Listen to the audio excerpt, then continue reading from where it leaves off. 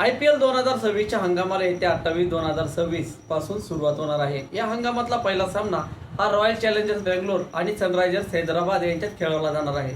यामुळे या हंगामाचा सर्वांना उत्सुकता लागली आहे। दरम्यान हे लीग सुरू होण्यास 2 दिवसाचा अवधी शिल्लक असतानाच BCCIने मोठा निर्णय घेतला आहे।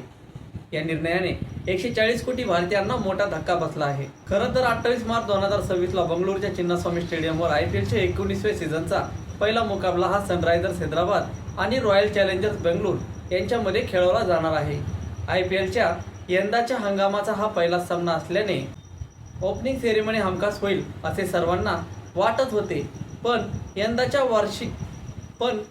वर्षी ओपनिंग सेरेमनी होणार नाही, त्यामुळे चाहत्यांना मोठा धक्का बसला आहे। दरम्यान BCCIने अचानक ही ओपनिंग सेरेमनी रद्द का केली आहे, यामागचं नेमकं कारण काय आहे, चला जाणून घेऊया। मागच्या वर्षी रॉयल चॅलेंजर्स बेंगलोरने IPLवर पहिल्यांदाच नाव कोरलं, त्यामुळे RCBने 28 मार्च 2025 ला बंगळुरूच्या चिन्नास्वामी स्टेडियमवर विक्ट्री परेड काढली होती। या विक्ट्री परेडला इतकी गर्दी जमली होती की चेंगराचेंगरीची घटना घडली होती।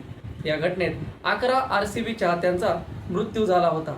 त्यामुळे मागच्या वर्षी घडलेल्या दुःखद घटनेमुळे आणि यंदाचा पहिला सामना देखील त्याच मैदानावर असल्याने BCCIने ओपनिंग सेरेमनी रद्द करण्याचा निर्णय घेतला आहे।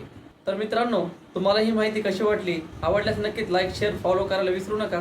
भेटू पुढच्या व्हिडिओमध्ये, तोपर्यंत धन्यवाद।